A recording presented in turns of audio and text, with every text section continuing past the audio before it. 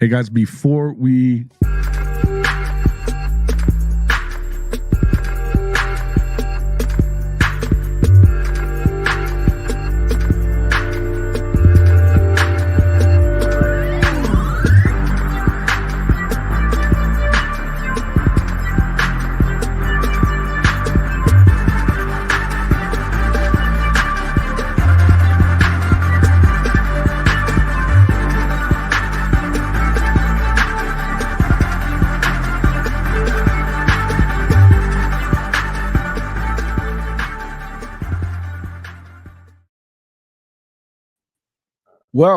welcome back to Hall of Fame College Football with Jason and the coach. I'm your host, Jason Watkins.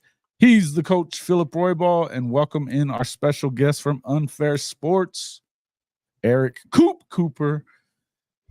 Welcome into the show, gentlemen. How's everybody doing? Doing great. Doing pretty good. I am we see fall camp starts in 7 days. And list season is over and real football can start. Yes, sir. List season. Amen. Man, folks, if you have not already become a subscriber, please make sure that you do that. Wipe your feet on the way in the door. Hit that like button. It's very important for us as content creators. For those of you, as you get here, make sure that you check in with us.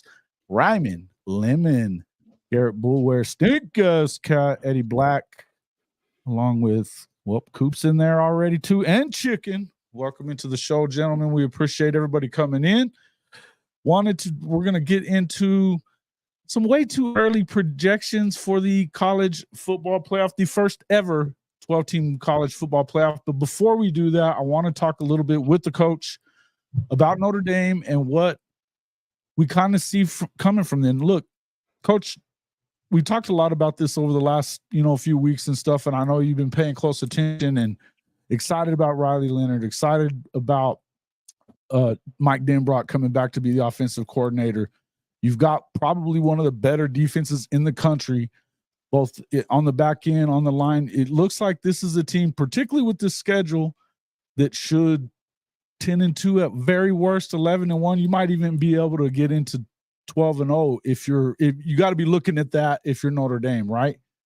Absolutely. Go ahead. Yeah, and Jason, I think I'm not sure we can go 10-2 and get in the playoffs because of our schedule. I think we're probably going to have to be 11-1 to get in, and I don't know, it could get tight down the stretch, but again, it depends on who we lose to. Now, we've got a schedule that I think fits our needs right now. We've got, I think that, obviously we start off with Texas A&M. That's a big one for us. I mean, because I think if you go in and lose that ball game, it's going to be tough the rest of the season to get rid of that loss out of people's minds, especially those that are going to be making decisions for the playoffs.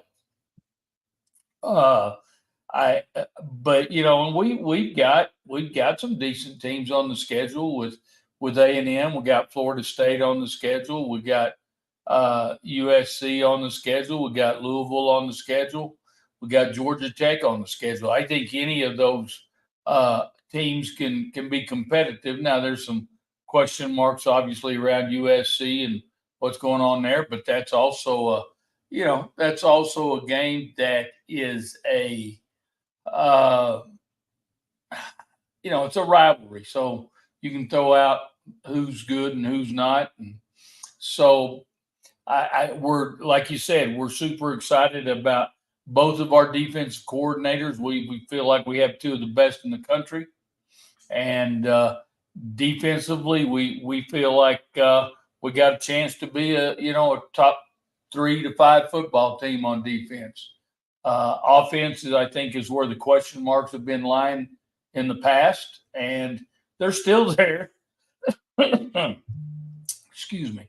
they're still there, but I think we got a little bit better receiving core than we've had. And again, with Denbrock, I think that's going to make all the difference in the world. From the running back perspective, I think that, it'll be running back by committee.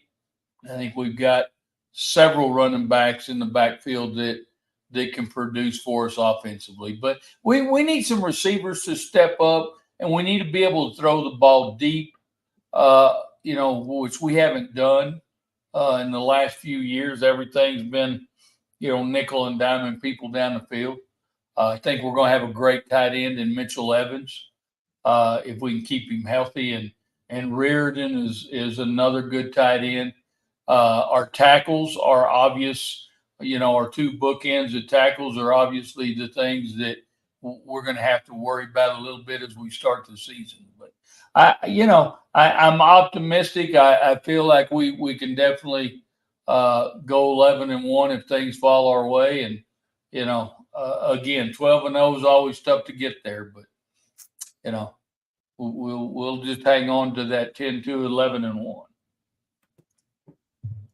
Yeah, and I mean, I think that you got to kind of come in expecting. I mean, I think obviously the very first week you go into A&M, but you get a team that, well, I don't know really what you get out of them right now. We know that Mike Elko's grown up, and we know that he's going to start with defense. So I do like the additions that they made. I think that they did a good job with their addition of Colin Klein for their offensive coordinator. I think that Elko's going to make that defense stout.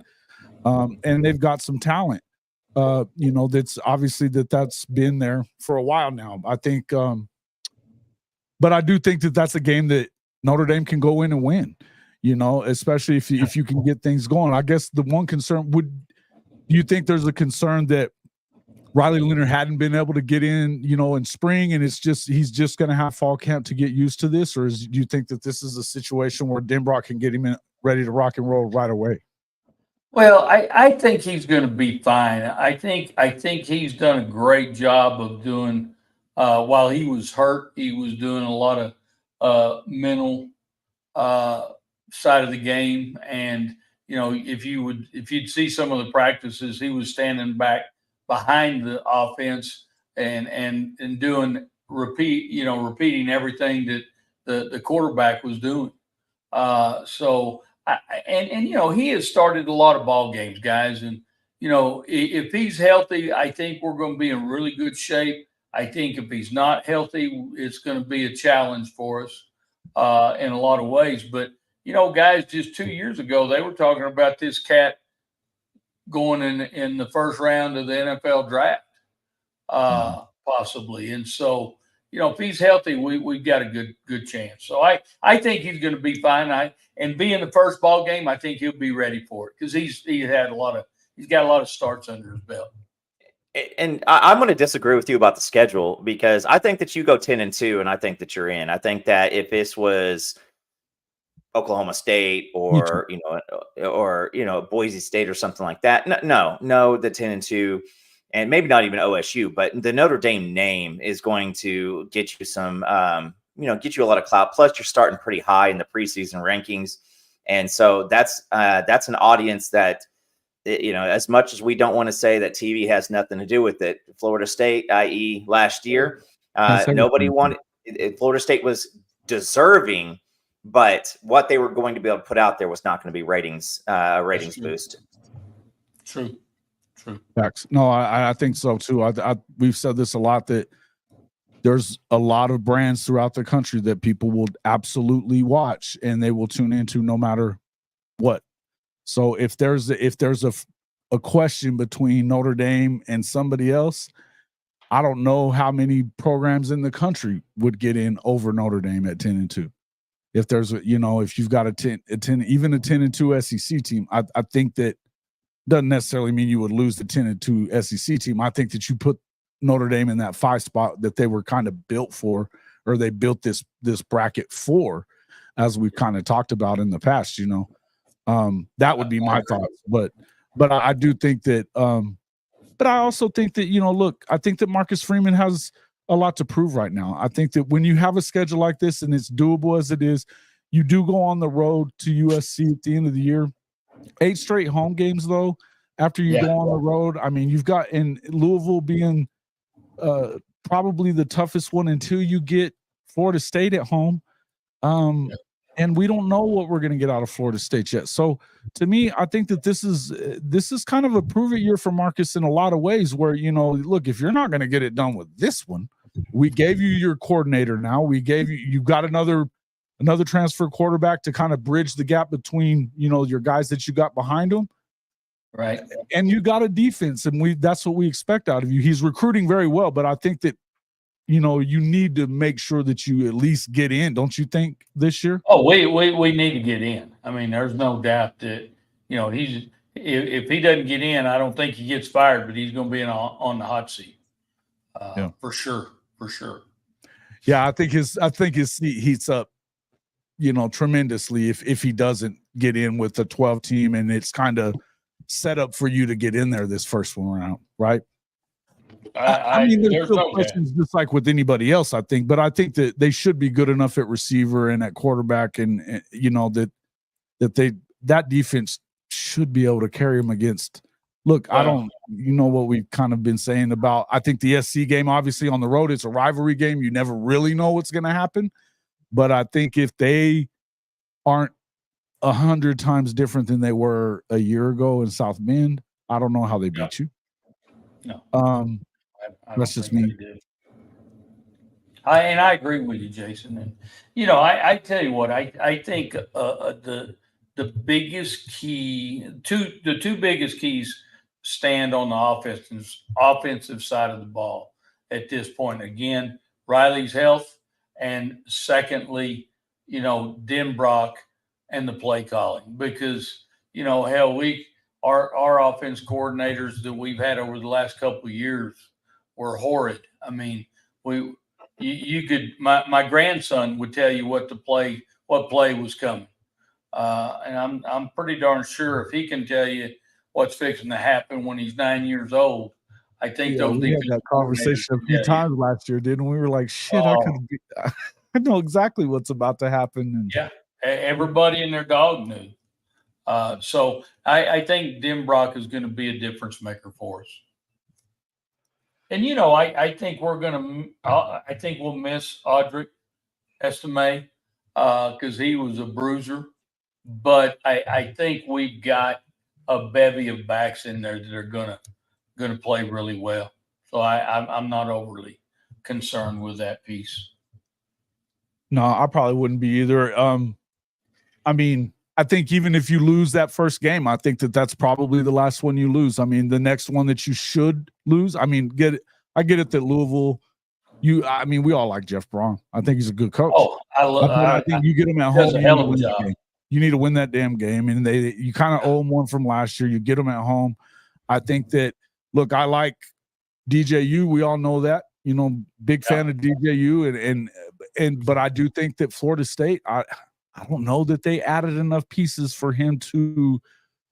He's going to have to carry them in some football games, and that'd be one of those kind of games. And now, obviously, you've seen him do pretty well at Notre Dame in the past. Sure. Yes. But I think that if Florida State, they're going to go wherever DJU can take them this year.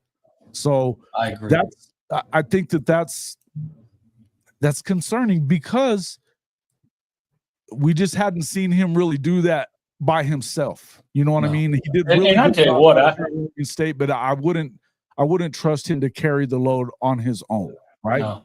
And I feel bad for the kid because that gum, he's going to get. I feel like he's fixed to get blamed one more time for the deficiencies of the rest of the team. Yeah, and for a culture that he didn't you know, put into place. You know, that's how I feel about it. I kind of feel bad for him, but you know, it is what it is. I'm not going to feel sorry for him when we're playing him. Yeah, I hear you, man. I can see that. No, but it's time. It's time, Jason. Like you said, it's time to win some ball games for Marcus Freeman. Yeah, and he needs to win. He needs to win a big game. You know, he had the opportunity last year against Ohio State. and we piss down our leg, on the goal line. And we gotta win a big game. Yeah. I agree. But here we go. We're gonna go ahead and get into some of these. We'll get into them so that we can kind of talk through some of these conferences. And I know, Coop, you only have a little bit of time, so let's get into talking about these playoff takes and what we see kind of coming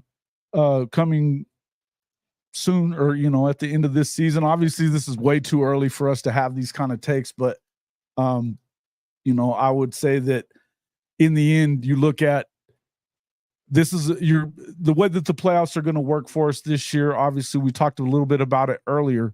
You've got the number 1 through 4 seeds are going to get a first round bye. Those are your conference champions from the Autonomous 4, the Power 4 conferences, ACC, Big 12, Big 10, and SEC. Those will be 1 through 4. They get a bye in the first round. 5, 6, 7, and 8 host their first round games. And so they will, I think that 5 seed now, obviously, because Notre Dame doesn't play in a conference, even if they did go 12-0, they're not going to get one of those top 4 seeds. Again, we've talked about that. That puts them in a position where they don't have a conference championship game. So it would kind of work as a conference championship game to play in that fifth seed if you were able to get them there. The 12 seed is almost definitely going to be reserved for a G5, G6 group of 6 school champion, the highest rated group of 6 champion. I think they're thinking Boise State / Memphis / Liberty are the early favorites to kind of get that spot, obviously, this year. The rest of it, it's up for grabs. So prevailing thoughts have been, somewhere in the line. And Coop, I'll kind of ask you, what are your thoughts as far as the Big 10 and the SEC? Do they put 7? Do they put 8? What do you think as far as that? How do you see that kind of taking off? I think the SEC is going to get 5 teams in. I think that you're going to have enough of the cannibalism going on. You've got some teams who, like a Missouri, who has, one of the lower tier, conference schedules. Ole Miss doesn't have a very, very intense conference schedule. Georgia's got a pretty easy conference schedule. I think that the Big 10, you're looking at 2 out of there, because I just don't see, if you're comparing, a third tier or a third place Big 10 team. I mean, as the caveat is, this is way too damn early to tell what's going to happen, because what does Oregon look like in the Big 10 at all? Is that going to be something? They're loaded. They're absolutely loaded. But we know underthrow Gabriel is going to be throwing up jump balls to a lot of his wide receivers. And we were extremely frustrated. Now, I don't think Dylan Gabriel has the same offensive coordinator, limitations that he had this past year. So I think that that's going to be a little bit something that you want to watch out for. But I don't see the ACC getting more than 1 team in. I feel like that's going to be a tough get for them. That pressure for Notre Dame is going to be in there. So, I still think the SEC, has such a top to bottom strength. If you're looking at, the top 8 in the SEC, that you'd probably want to be able to say that they could go take on a decent amount from any other power conference. And that's going to be a big piece. So, unfortunately, this first one is going to be, what is this committee going to look like? Are they going to stand in there and say, all right, we understand that, maybe a Tennessee has made it through, Tennessee's made it through all these teams on their schedule, and they've sitting here with 2 losses or maybe even 3 losses. And how do you put that up against a 2-loss Big 12 team? Is that conversation going to go, well, it's 2 versus 3, Big 12 played what was in front of them. So that's going to, that's going to have a lot to do with how this all shakes out. Yeah, and I would tell you that I don't. What I would go through, and we'll kind of run through it here in just a second, but I think that the Big Ten was actually fairly smart about the way that they did it. When you look at what, the CFP professor, their analytics, that comes from Matrix Analytical, and they've been the most spot on as far as their playoff projections for the last 10 years. So they've never missed a Final Four in any of their weekly rankings that they've done. Now, obviously, that was a 14 playoff. This is a different deal. But what I would tell you is that the way that the Big Ten set that up, you've got a couple of teams, and actually a lot of teams.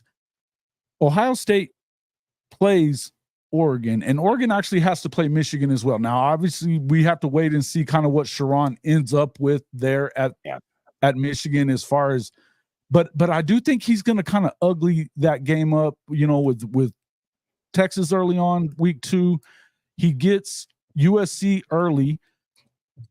Maybe that's good, maybe that isn't, but that, the projections that they have on that analytics model is that USC could go as good as 12-0. McClintock himself actually said that he thought they were more like a 9-3 team. I would agree with that, and we have to kind of see. I think that they could get off to a hot start like they did last year. I think that depth is going to be a real issue for them no matter what, though, towards the back end of the year, particularly on the defensive side. We know that Lincoln can dial it up, but I think that when you get in some of those road games, we're going to have to wait and see with that. The other thing that I would tell you, though, is that they don't have to play Oregon. So Oregon, their toughest game obviously is going to be against Ohio State, and it's in their house. Now, Ohio State, they obviously play Penn State, Michigan, and Oregon, but Ohio State's probably the most talented team in the country. Top to bottom, is particularly when you look at, they already had a top level defense. They added Caleb Downs. I don't know that their trigger man is the best guy in the country. In fact, I wouldn't say he's close, but I would say that talent-wise in the field, when you bring in, Quinshawn Judkins, and then you already had Trey in there, they're nice. They're nice on that side of the ball. Plus, you brought Chip Kelly. I think that they're probably going to spread it out and run it down your throat all season. I like Ohio State. I don't think you really get another loss probably out of Oregon. I mean, they really shouldn't if you kind of look at it. And then I'll tell you another one that I'm really high on, and it's something that I was looking at. Iowa has another one of those schedules that they shouldn't do any worse than like 11-1 or 10-2. And so take USC out of it. You still got Penn State. Penn State, they have to go to USC. They host Ohio State. But I don't know who are you going to really, who's going to trip them up? Who's going to trip up Ohio State and who's going to trip up Penn State aside from that? Wisconsin, I think, probably is a year away. But I still think that they're going to get 3 out. I do believe they're going to get 3 out. It's just which 3. Is it going to be Penn State? Is it going to be Iowa? But I think that for sure you're going to get 2 of them out of Oregon, Michigan, and Ohio State. And then I think you add another one. And Jason, don't forget about the cakewalk schedule Nebraska has. Nebraska is going to look a lot better than they. It's not as cakewalk. It's not as cakewalk down the stretch, but they have UTEP, Colorado, Northern Iowa, Illinois, Purdue, Rutgers, Indiana to start off their schedule. Right. Then they end with Ohio State, UCLA, USC, Wisconsin, Iowa. So they're gonna have that fan base, and that recognition will come back out because people will want them to be better than they actually are, and that's that can carry them. I mean, they could be a 2-loss, and again, I'm not going to lie, I totally need to reread up on how the Big Ten is doing their playoffs this year, because it's the best 2 teams this year, correct? Yes, there were no more divisions. So, but they were smart, and they kind of spread out some of these programs that are it's not kind of the way that the SEC set it up for Oklahoma, where Texas has got a cakewalk schedule as far as SEC is concerned, and Oklahoma gets to play the top. They got Oklahoma picked to finish 8th, and they play 7 of the top. 6 of the top 7 left, yeah. 6 of the top 7, right? So, But look, I think that if you can get through there and you go 9-3 and you're Oklahoma, I think what you were just talking about, a 9-3 SEC team is almost certainly going to get in, even over a 10-2 runner-up in the Big 12 or ACC. I would tell you. With that schedule, yes, absolutely. Because I mean, if you drop a loss to, say Tennessee, Bama and LSU, but that's going to be tough for Oklahoma because you're going to need to, kind of spread that out. You don't want to lose 2 of 3, and then try to argue for the playoffs. No doubt. I would agree with that, but I would just say, and as I said, when you look at, Iowa and the projections there, 11-1, and I mean, that's like their floor. And that really, they caught a break too, because yes, they play Ohio State, but that's their only loss. I mean, at Minnesota, at Ohio State, then they got Washington. They're down this year more than likely. At Michigan State, I don't know what they're going to be. Northwestern, Wisconsin at home. At UCLA, I mean, it's probably not looking very good at UCLA right now. At Maryland, and then Nebraska at home to close out the season. Look, that's a situation. If you don't, I mean, that's at worst 10-2, right? I don't see how you get worse than 10-2 there. They don't play SC. They don't play Oregon. They don't play any of these teams that you think are going to go out there and put up a bunch of points on you, aside from possibly a Wisconsin team with, if you think that the what's the guy's name from Miami that's up there now? If he maybe bounce back under Phil Longo and they start looking pretty good. I still kind of think that Wisconsin may be a year away from what we think that they can probably be under Luke Fickell. But, you never know that. It just kind of depends, right? Yeah. And then you have the other situation here is, I mean, what if you have an Oklahoma at, with 3 losses, and then you have a 1-loss, 2 1-loss teams in the Big Ten championship, and that gives you your second loss. Like, what does that conversation look like? Because at that point, does Iowa and Nebraska meet up November 29th with a chance to go to the playoffs? Every single person outside of the damn conference is going to be like, neither of these jokers belong in here. So, but USC going anything with O on the loss side, that guy has been watching our show, taking the competitive depth drinking game a little too seriously, and he was drinking Everclear apparently. Yeah, and hey, Beevil's bodyguard, you're talking about Oklahoma being picked 8th. They picked Texas 2nd, and that's stupid as hell. So don't tell me that you really believe what these SEC media folks are talking about when they're not really paying very much attention. So, this idea that Texas is all that, I'm just going to let you know, I'm going to let you in on a little secret here. Texas doesn't make my playoff roster here. They're not going to make it in. So they don't make mine. They don't make mine. And guess what?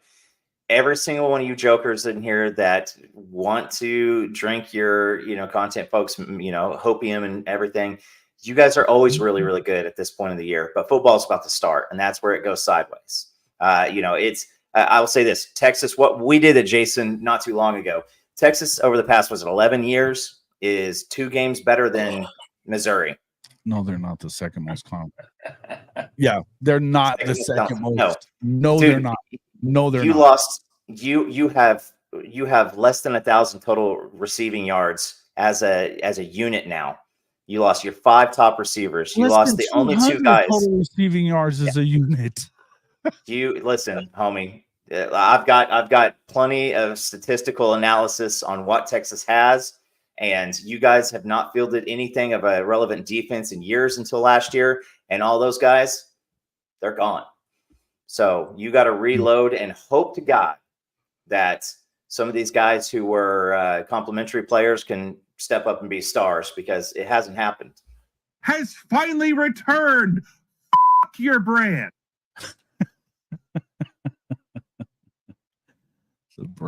The brand. We don't care about the brand in here. All right. Your brand gets a lot of notoriety in the offseason, son. It's always been that way. So it is. No team does Stark less is an offensive more. play, Carl. Where has that ever been really a doubt, except for when in tight moments, in tight situations, he doesn't call very great. He didn't last year. He didn't against Washington. He didn't against Oklahoma. And guess what? He didn't against Wyoming. You always entered that fourth quarter 10-10. Or Houston. And yeah, and you are a shit call away from having. Listen, man, you're 2 plays away from having 2 more. That top 5 receiver core, bro. No way, brother. He's sipping that hopium. Well, enjoy it, and we'll tell you what. I mean, you know, we'll. I hope you show up back here at the end of the year, whenever you don't do that, and admit that you were wrong. But I sincerely doubt that you do. You know, it is what it is. You know. I got one for you here. You guys gotta. Yeah, I'll just say here, let's go here on defense. You lost Tavondre Sweat, Byron Murphy, Jet Bush, Jalen Ford, Terrence Brooks, Jalen Catalan, Jaron Thompson, Ryan Watts, and Jade Barron, whoever the starback was. It ain't happening, son. It is not happening. And for you to say that you've transferred a bunch of backups who couldn't play on other teams and they're all going to be stars all of a sudden, dude, just because you've seen it happen doesn't mean it is the rule. That's called the exception. And I promise you this, if you had Oklahoma's roster, if you had Oklahoma's schedule this year, it would be, I mean, I would be saying that you were pressing for 500. Listen, it is what it is. And they lost 11 guys. Let's just not forget that they lost 11 guys. We're not going to make this a whole Texas show. I'm just going to let you know about that. They lost 11 guys to the draft. And as all of a sudden, we're just supposed to believe that you guys are just going to reload and just go battle it out and be one of the elite teams in the conference. I think it's the dumbest thing I've ever heard of. I don't buy it. And I'm never going to buy it. So it is what it is. Anyway, moving forward. All right. So the question still remains, and Coach, jump in here. Between the Big Ten and the SEC, the consensus is you probably get 7 in. Whatever, if it's a mix of 4 on one side, 3 on the other. Some people, and even Coop was just saying he thinks you get 5. If you get 5, then that would mean 2. But I doubt that they put 8 between those 2 conferences in, at least not right away, unless you really have a lot of parity in those 2 second-tier conferences like the ACC and the Big 12. And not saying anything bad about them. I just think that they are, the Big 12 in particular, there's a ton of parity there. I think that they're going to be competitive. It's going to be a lot of fun to watch, but I think that they're going to probably cannibalize themselves. Oh, I agree. And I have to agree that, you know, probably 4 and 3. And it only makes sense that probably 4 out of the SEC, 3 out of the Big 10. But, and you know, I'm going to preface this by saying this, guys, and you two already know this. This is the time of year I hate this shit. The coach in me wants to get on the darn field and let's play these things. Let's quit talking about it. And, you know, Texas thinks they're great. And, you know, hell, Notre Dame thinks they're great. Hell, we all think we're great at this point. But when the games start being played, that's when the truth comes to the surface. And that's when you start seeing people that start hiding because their team's getting their asses kicked. So I take all this bracket with a grain of salt, and let's get it on this season. There's going to be, I guarantee you, there's going to be somebody that's going to come out of that into that 12-team bracket that none of us expected. We're all going to be like, where the hell did they come from? But at the end of the day, you know, I picked my bracket, which it's for shit, in my opinion. None of it really. I mean, obviously, we just said it on the bottom here. It's way too early projecting. But yeah, I think that if you kind of look at it, I mean, I feel the way I feel, and you do the same. And we'll just kind of let Coop kind of run through. But let's talk about who is your conference champions.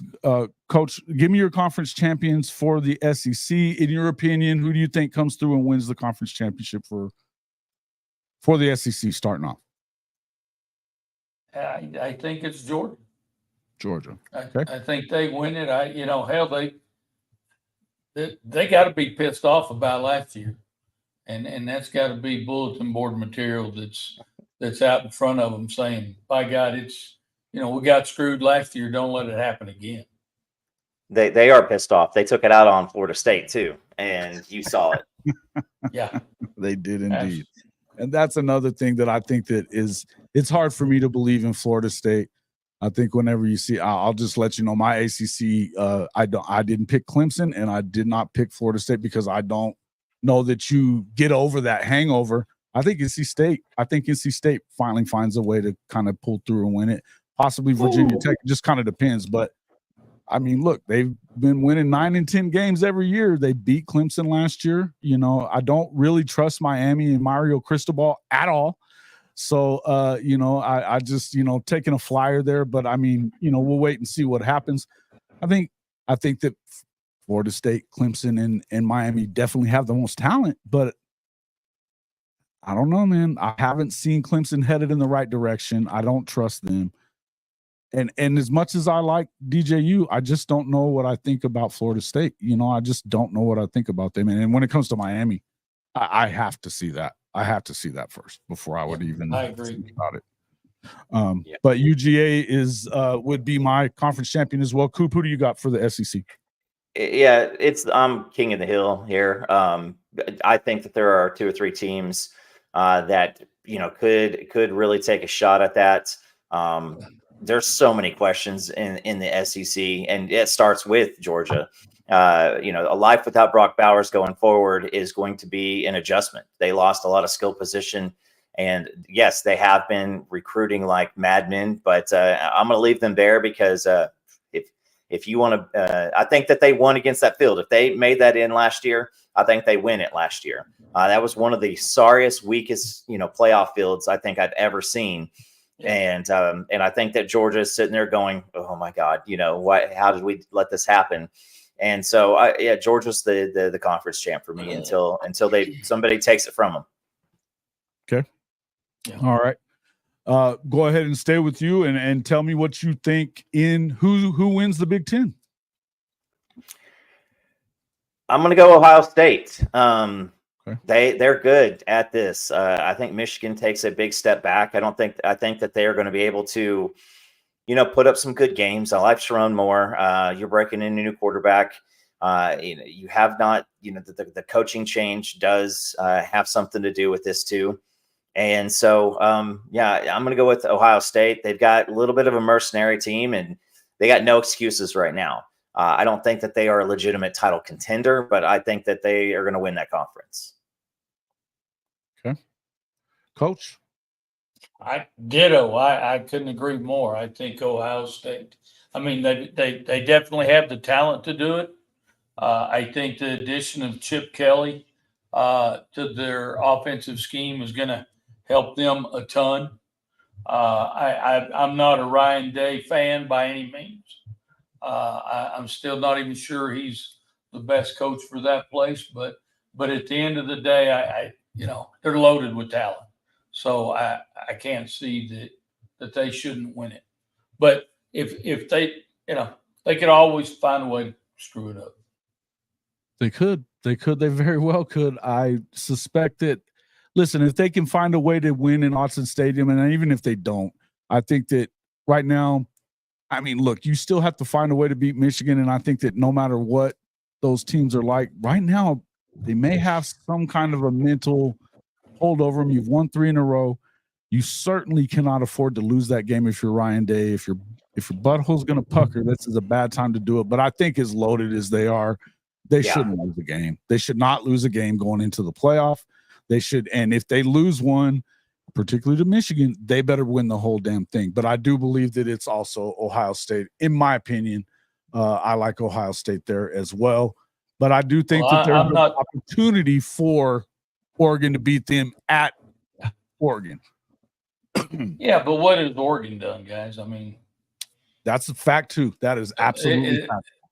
I mean, they won. I know they won some games, but again, proof's in the pudding, and I hadn't seen miraculous things come out of Oregon either.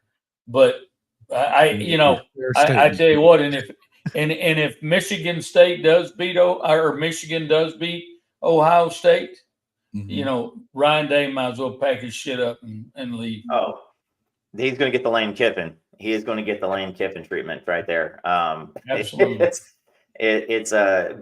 I don't think a lot of people realize that with so many eyes on everything, I think the trigger to bounce people is going to get even itchier going forward, just because Right. where I don't think the 12-team playoff actually allows more teams.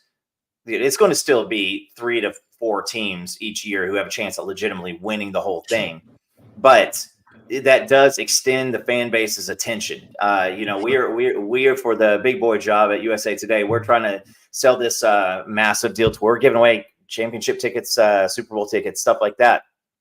And that's one of the biggest things that I've commissioned the sellers is it's like, usually by November 1st, you've got maybe 10 teams still paying attention. I think that you're going to have as many as 25 teams still paying attention in early November.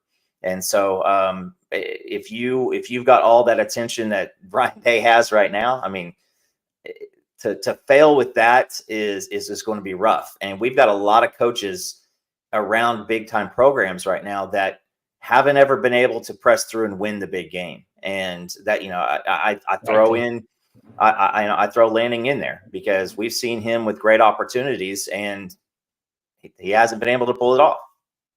You're right. Yep, I agree. Purple, I don't know that I would agree with this. I think that Penn State, they go on the road to. I mean, they don't play a ton of them. No, let's not get it twisted. But they definitely don't have to play Michigan. They do got to go on the road to the Coliseum. I think that that's probably one of USC's losses. I'm thinking 9-3 is probably their best opportunity, but I don't even see them doing that. I think honestly, I see USC. Because of the depth. I mean, losing guys that you picked up in the portal because you're not seemingly keeping anything together. And I think that this is one of those seasons when it comes to USC that this is trouble for Lincoln Riley. If with this group that he brought in, you got to think about this. He brought in Ince. He brought in, of course, they brought in, what's his name? Lynn, D'Anton Lynn, obviously to be the defensive coordinator, but Matt Ince has been a national championship coach at the FCS level, and then Coach Henderson, and they've brought in some really good defensive coaches. It makes you kind of wonder if, because of the fact that they're not even locking down the state of California, if you go and have another 7-5 season, how in the world do you keep that job? Because what are you going to do in recruiting? They're already at like 25th. You've already seen that. What is it? 9 of the 10 top 10 players in California are leaving the state of California. Yeah. But I will say this for Penn State: if you're sleeping at game 1 against West Virginia, you should not be. West Virginia, that is going to be a rowdy game. They've got a crew. They were very, very close on so many different games last year. And I would, if I had $1 to bet today, I would be betting on West Virginia for that game. And I promise you this, the Penn State stuff, man, I would love, I said it in the chat because I think I came on here during this little iteration of the show last year and I picked Penn State to win the Big Ten, and shame on me. Yeah, listen, I wouldn't trust them to do it. I like the Colton Nicky pickup. I think that he's going to help them. But Penn State, to me, I'm not sure about them. I'm still leaning with the way that the schedule looks. My idea is that that's just, it's a little sticky for me. I don't see USC getting there either.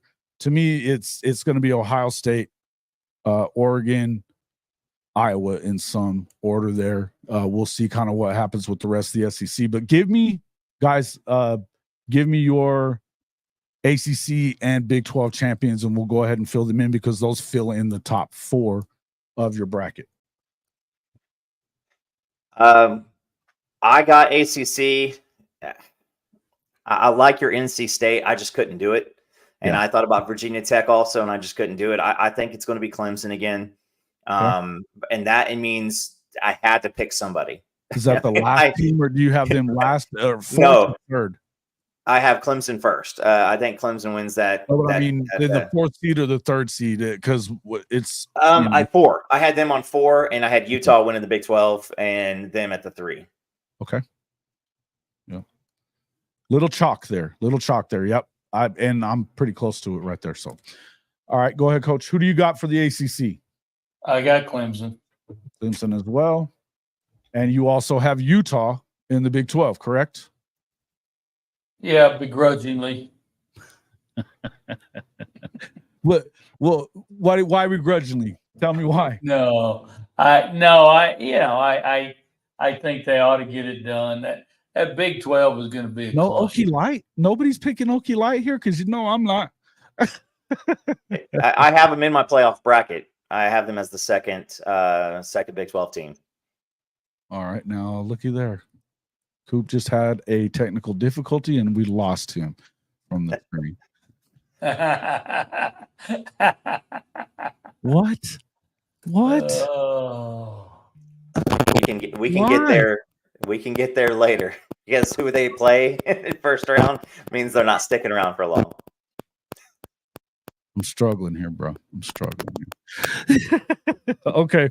All right. Well, so hey, their quarterback is like 73 years old. I mean, he's got all the playoff. Right. Yeah, I don't know, man.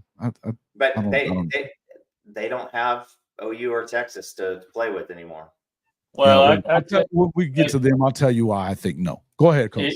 No, I was going to say to Coop, if they get into the bracket, I'm going to go have a few drinks with their running back. Yeah. Oh, ouch! All right, he brought extra bottles.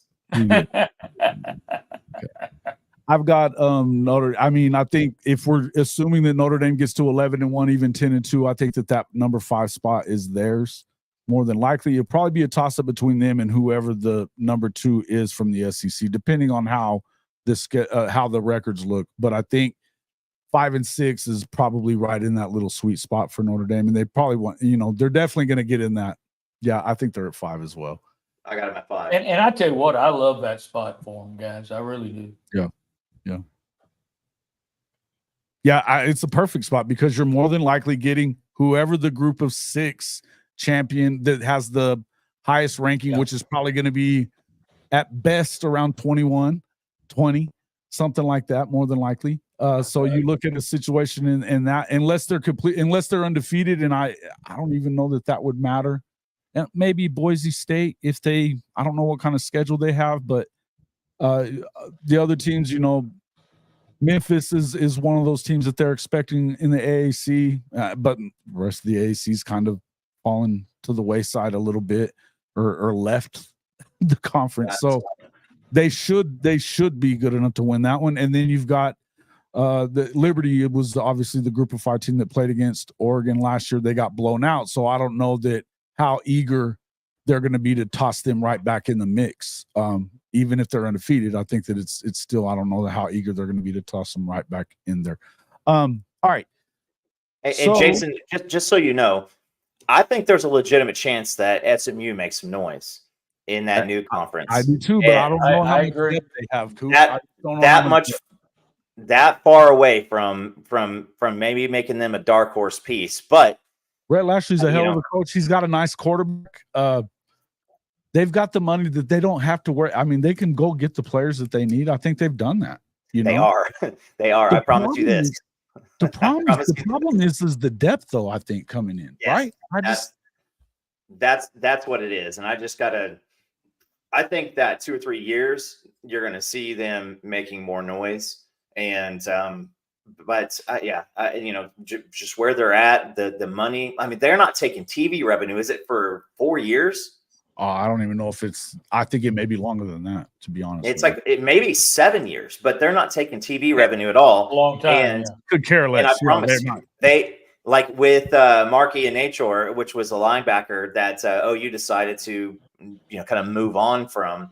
He committed out there right after, and I mean those are some of the wins that they're getting, and that is our 26 quarterback commitments teammate, and so I mean he's going to be one that is going to be a stud, and so I mean they're they're putting some money in, and I promise you that that ACC exposure is going to help out a lot more too. Well, when it comes to money, they have my, Coach Roy Ball's motto. I don't give a shit. They don't. They do not. It's who do we They write have the check never to? cared. Who do I write the check to? Yeah. Exactly. Right. They just wanted it, and I'll tell you one thing: letting them into a quote power conference. If it now the ACC could come apart at any time. Now we don't know. There's all kinds of rumors that go every day. I don't think it's coming apart right away, but I don't know that SMU wins the ACC right away. But hey, look, getting them in a conference like that and where they can go and compete and be there in with an opportunity, it is kind of a sketchy situation if you're the ACC, because they will stop at nothing to get the guys that they need. It's Dallas oil money. There's no two ways around it. It may not be good for the entirety of the country when it comes down to it. It's definitely not the best thing in the world for the ACC, but I don't necessarily expect it year one, but I think that I like their coach. I like what they did. I mean, I like the way that they looked last year. I just think that depth wise, they may struggle a bit there. Right. I actually have, my Big 12 champion is Kansas State. And then, as I told you, the NC State being my ACC champion, and that's a dark horse kind of pick or whatever. And we'll see kind of what happens with that. But I think that Kansas State and Utah, and if Jalen Daniels is healthy, I think that Kansas is a big part of what's going to happen in the Big 12. I also would tell you that, look, Arizona with the team, they got most of their guys back, and they're not changing a whole lot of things. They've got probably 1 or 1A for best receiver in the country in McMillan, Titaroa McMillan, and then you've got Noah Fafita again coming back.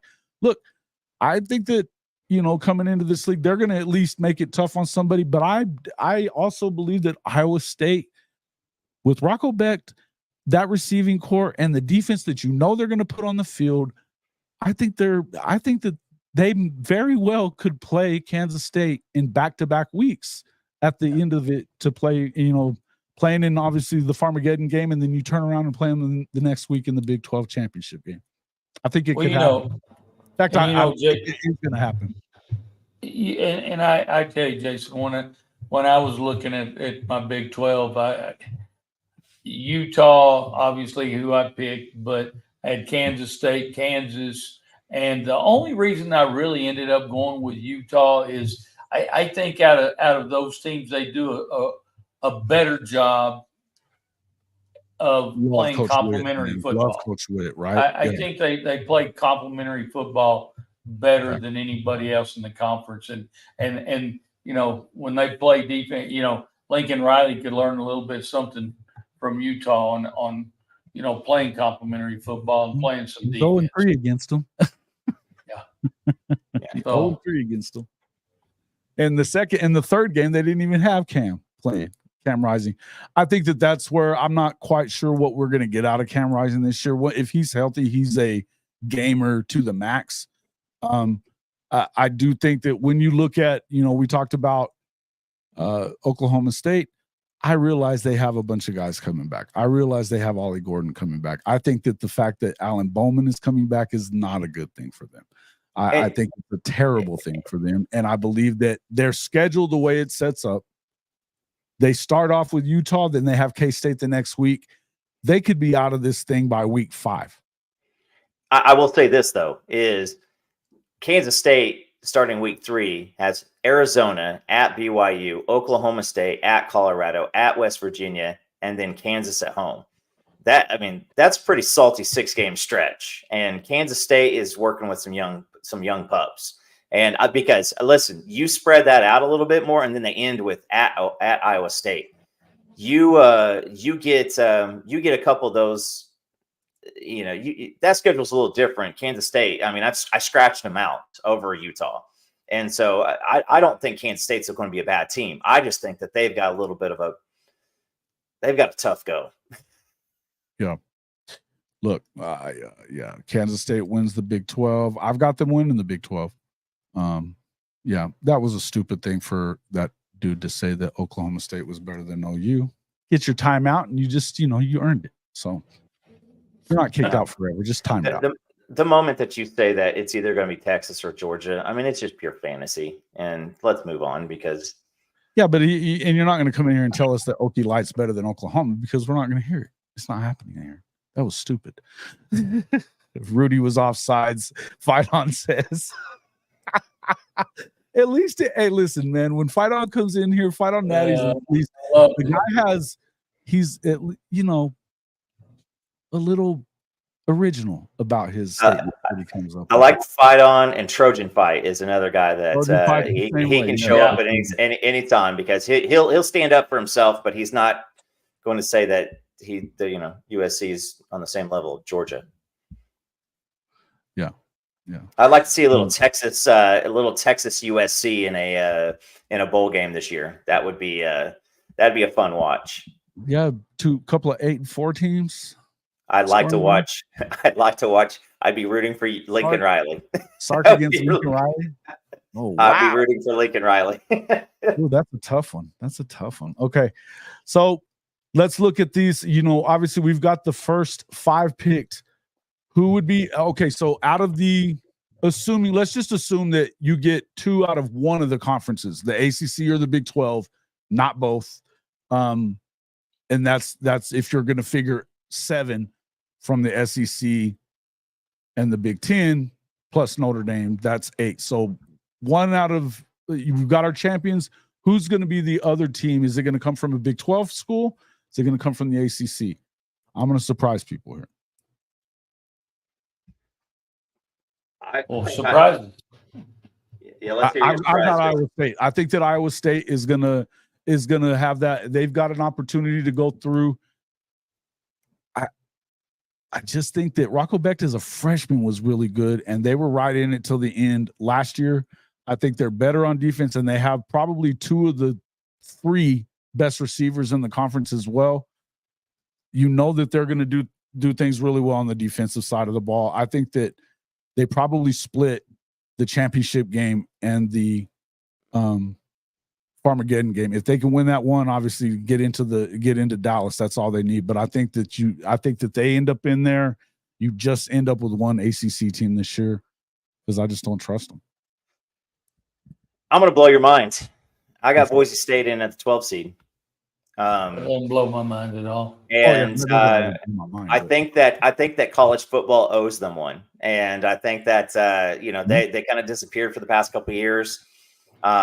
It's going to be it'll be something there. But I think that's it. I think ACC gets 1 team in, and like I said, I've got Oklahoma State in, and I don't know, maybe it's just the way their schedule lays out for me, just across the board. But they've got the notoriety between their dipshit head coach and potentially one of the best running backs in the country. And so, yeah, I mean that Boise State can get in there now. I mean, I don't, like I said at the beginning, just because we got 12 teams in the playoff doesn't mean we have 12 opportunities to win the national championship.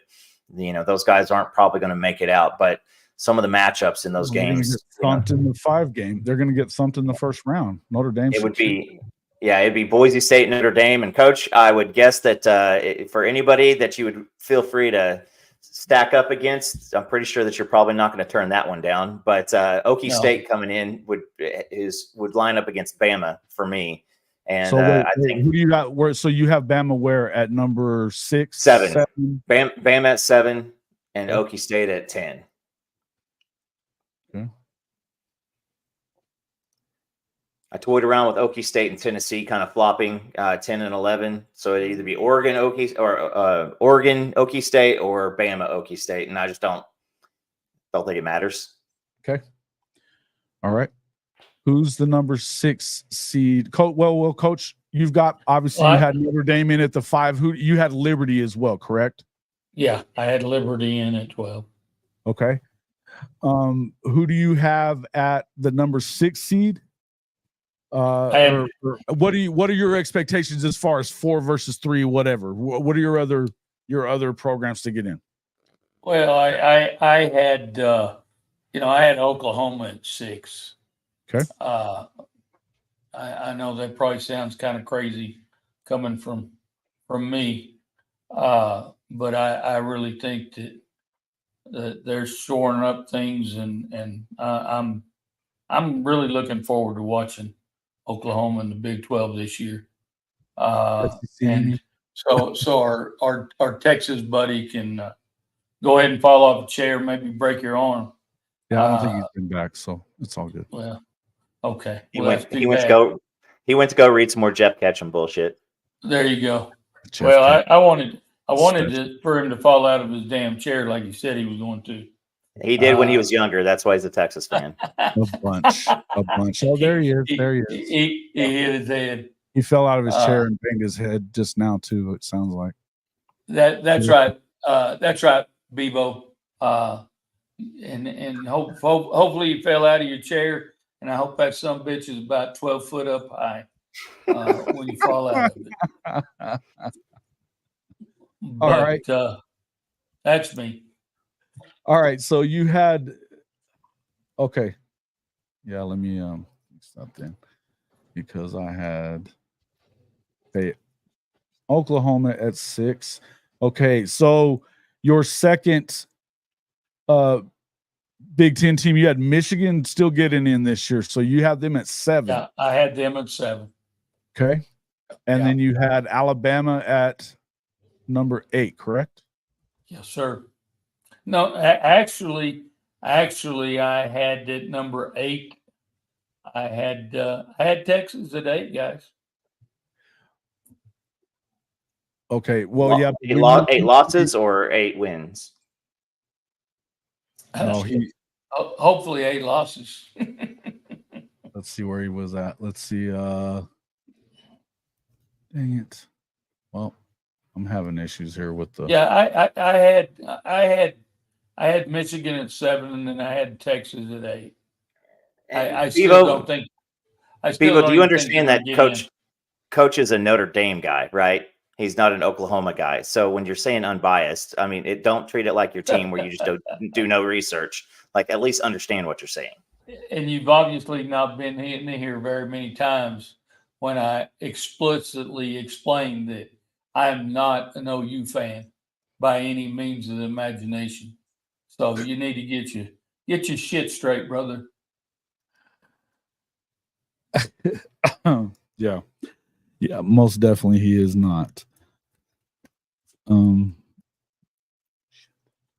And by the way, you know what? I tell you what, Sark still has had one season. Yeah. Count it, guys, one that he was successful. And so Texas still sucks. And it's Jason and Coach's channel. So yeah. It's he can run along. I'm getting. We're not gonna sit here and talk Texas for the rest of the night. Just so you know, they're not making it in my bracket. And I don't give a shit what you call. I think it's either one or the other, Oklahoma or Texas, and they ain't gonna both get in there. And I sure shit don't buy anything that Texas is selling. Well, so, and I agree, and I think I might have been smoking crack when I put them in there because I think they're going to lose 4 games anyway. Yeah. Okay. Well, there you go. That's my belief, but it is what it is. All right. So let's see. Let me finish out this. Crap. So, Jason, I sent you a graphic, the second one already. Where did you send it? Twitter DM. Twitter DM. Okay. I sent it via messaging pigeon first, and then I live in Oklahoma, so somebody shot the pigeon. So got it. Okay, so you got 7 number. You've got at 7. You've got Clemson. No, I had to send you 2 because I forgot about the oh shit, the conference pieces. The most recent one that says use this, and I put it in the chat. That's what I've got. Yeah, it's still got Clemson at 7. All right. So here's what I got. I put it in the chat too. I've got Georgia 1, Ohio State 2, Utah 3, Clemson 4, Notre Dame 5, Oregon 6, Bama 7, Ole Miss 8, Got it. Wait, who was 6? Who was 6? I'm sorry. Oregon. Oregon. Got you. Go. 6, 7 Bama. Ole Miss 8. Okay. Oklahoma 9. Oklahoma State 10. Tennessee 11. And Blue Turf 12.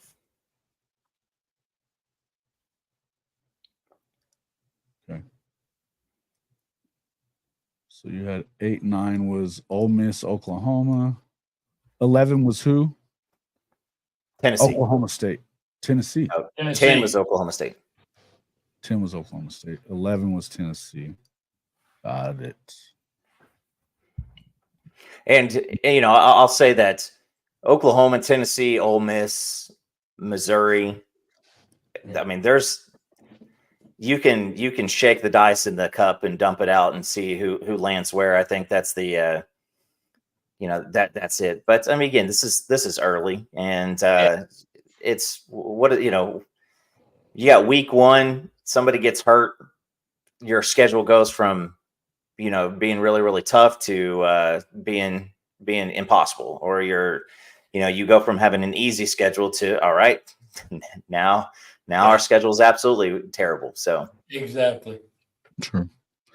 Look, I agree. I think that, yeah, man, and that's okay. So that's you've got them all on there.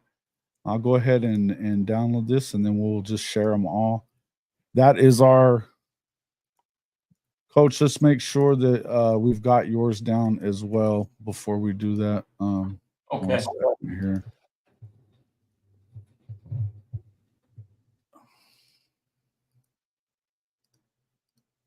Well, I had OU at 6 and Michigan at 7, Texas at 8, Oregon at 9, and I had LSU sneaking in at 10, along with Ole Miss at 11, and then Liberty at 12. It all changed then. Just a minute. Okay. It's okay. Honestly, I don't give a shit what you show for money. I'll be honest with you. I had you somewhere else, Coach. I definitely had you somewhere No, else. I'm right here. Well, I was just looking at. Okay. I'm good, brother. Whatever you put up for me is good. it's the I probably could do this originally what I had once you an at, hour for the next 6 hours and have a different one every time. what I had you at originally was because you had Alabama in front of Oklahoma, so I put Oklahoma at 8 going against the 9 seed Oregon, and then 6 would have been against the 11, which would have been Texas if you were moving it down. Because remember, I had that messed up. Right. Yeah. So, I mean, it was kind of something that I messed up, but it's Yeah, you're all good. Hell, I'm telling you, nothing's messed up right now. Oh, that's true. I guess. Ain't nothing messed up. And Richard, we were talking about Iowa a little bit earlier, and I think that a lot of us are kind of on the fence of Iowa, and I think that it's hard to forget last year with the it's, you know, with just the, I don't even know if you couldn't call it offense. I don't know what you called it, but I mean, Iowa's a team that, I mean, they're a legit decent quarterback away from making a lot of noise, but that defense does crumble, you know, with anybody with a pulse on offense. And Big Ten didn't have very many of those last year, but it's just hard. I mean, it's just the same thing as being a Lincoln Riley era OU fan. Your defense is not going to be able to do anything if your offense is either scoring in 90 seconds or punting in 90 seconds.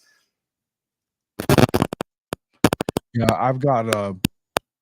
I actually have Iowa getting into there as one of my other teams. So you had Iowa and Iowa State in. Iowa and Iowa State. I'm a fan of Iowa this year for some reason. I don't know why, really. I think the folks at ESPN probably hate your ass. Yeah, They want, probably. nothing, they want nothing to do with one of those teams, and much less two. I would have to agree with that, right? You're probably right. That's probably true. That's probably factual. Yeah. So I've got, mine is, yes, I've got Iowa State, Oklahoma at number 6, Oregon at number 7 playing number 10 Ole Miss, 11 Iowa State. The 8-9 game for me is Alabama and Iowa. And then I've got Memphis going in against Notre Dame. K-State, of course, I said winning the Big 12 and NC State. So that's let me go ahead and share this as well. I'm just going to share here, share screen. Boom.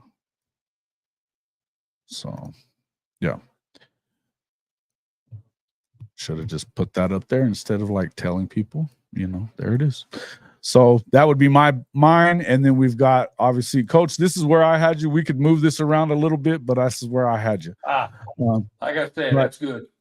Definitely had your top 4. And then you had, it was just a little mixed up. So I was trying to catch it fly by night there towards the end while I tried to get on there. Then, of course, so you've got Michigan getting Florida State.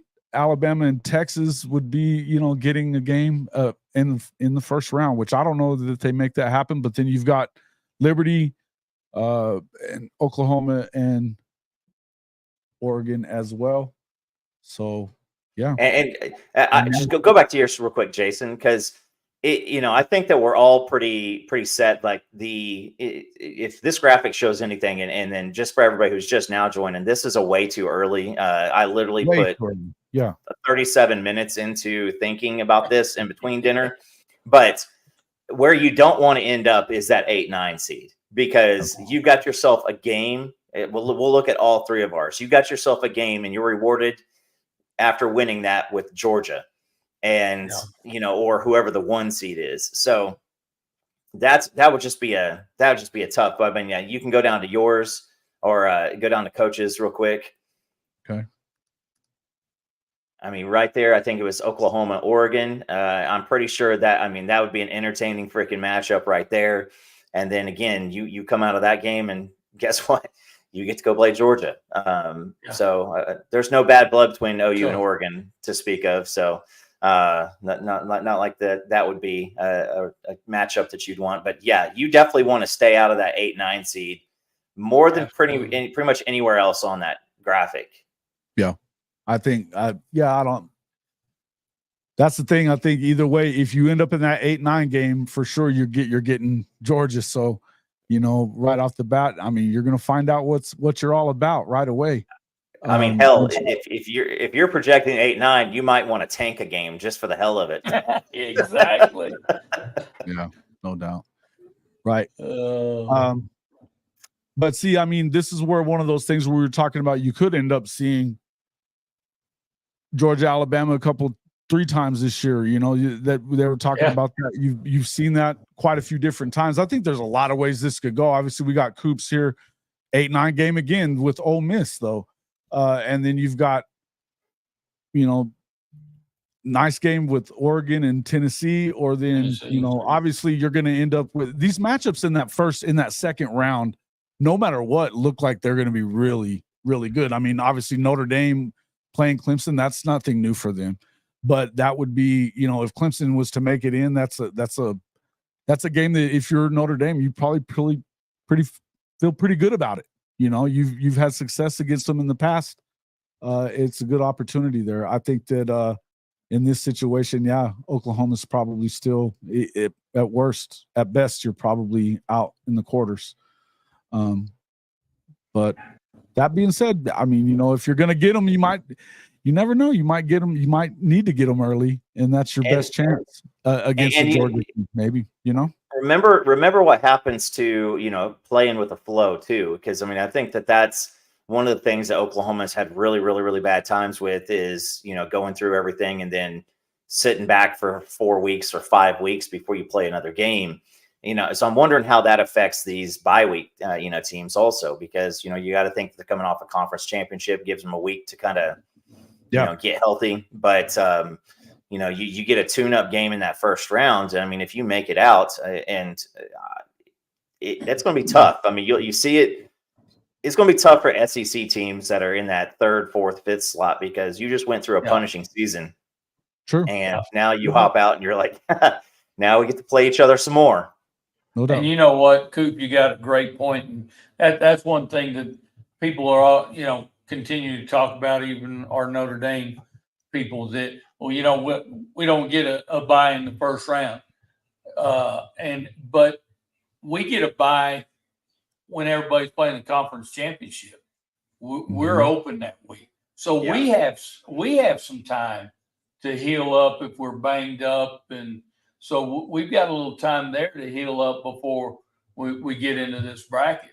And so I don't see it all as a negative of not getting in that top four when we have that basically the conference bye. Yeah. I mean, you essentially are the next closest thing to a bye.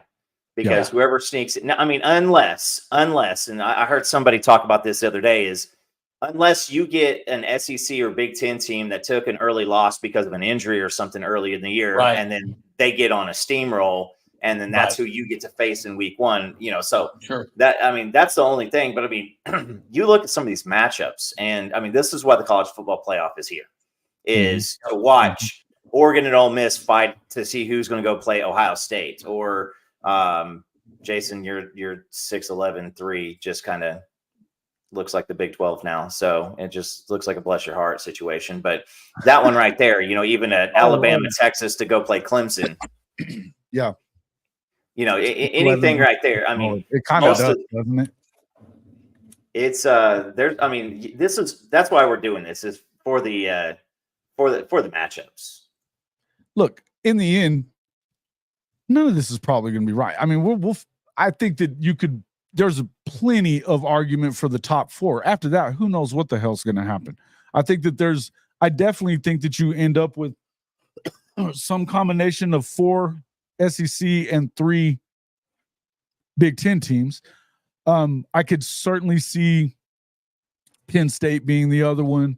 I even think that there's a world where Iowa, Nebraska. I mean, you got Washington. Nebraska. Listen, if Nebraska goes down the stretch after they start off and they end up really good, I mean, if they can win those games down the stretch, then they will have deserved a spot in the playoff.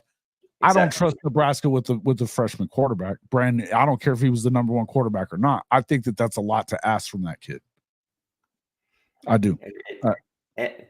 And again, I think I think that we start seeing all this stuff with depth, and that goes to a large piece of where, when I'm looking at some of these things, I think that the depth is going to matter, because you're going to need the depth to show up in this area, because you're not making it through your entire season 100% healthy straight through. Right. I mean, unless you're Boise State or who has Liberty. Yeah. Even then, guys, you're going to have injuries. It's part of the game. I mean, hell, I remember coaching on Thursday, having a walkthrough, and we're walking through kicking game, and a guy blows his knee out walking down the field. Martine Grammatica's family is really, really fragile, so leave Martine and his family alone. Real quick, let me get to this. Neilio, thank you for the super chat, sir. Good Tuesday night to you, Jason and Coach Roybal. Good evening, everyone. Thank you for coming in, Neilio, and for the super chat. Depth is key. Appreciate you, brother. USC at 10-1 against Notre Dame. Interesting. It could happen. Look, it could. Again, that's assuming you beat SC, then you go on the road pretty early and beat Michigan. Now, I do think that SC probably, if you're going to have a decent opener to your year, it's going to be opening up the year. I think that depth is the problem that you're going to end up having at the end of the year.